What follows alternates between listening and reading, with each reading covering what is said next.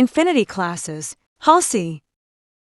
देखो बार बार बोल रहे हैं इस चीज को कि टेस्ट का मतलब है हाँ नंबर उठाना मतलब नहीं है कि आप कितना नंबर ला रहे हैं, इससे कोई हमको फर्क नहीं पड़ता है, आपको भी फर्क नहीं पड़ना चाहिए।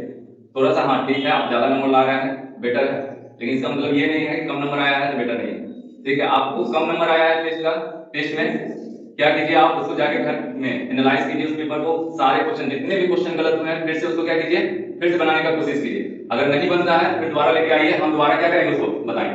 ठीक है, टेस्ट का मतलब सिंपल एज दैट सिंपल यही होता है कि आप उस पेपर से अपनी गलतियों से क्या सीख रहे हैं। टेस्ट पेपर दिए उसमें कुछ ना कुछ गलतियां होगा किया होंगे जी, हाँ, उससे आप क्या सीख रहे हैं। ठीक है, टेस्ट पेपर का मतलब ये कभी नहीं होता है कि आप कितना नंबर लाए, समझ में आया है ना।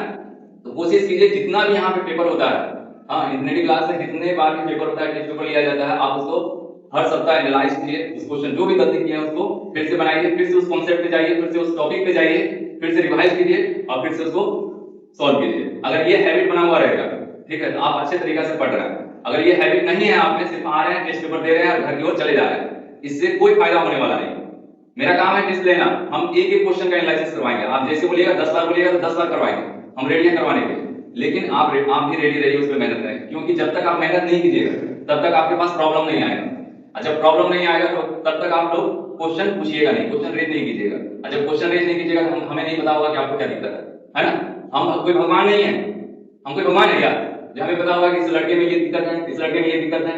छोटा छोटा सा अभी अजूर बोल रहा था कि कौन बोल रहा था लड़का कि सर माइनस प्लस की गलती की है। माइनस प्लस वाली चीज को हम कितना बार बोले थे कि हर बार कोई भी इंटीजर हो चाहे कोई भी नंबर हो उसके साइन के साथ आप बोलना शुरू कीजिए। अगर बोलना शुरू नहीं करते हैं तो 110% ये श्योर है कि आप पेपर में मिस्टेक कीजिएगा, कोई नहीं रोक सकता है।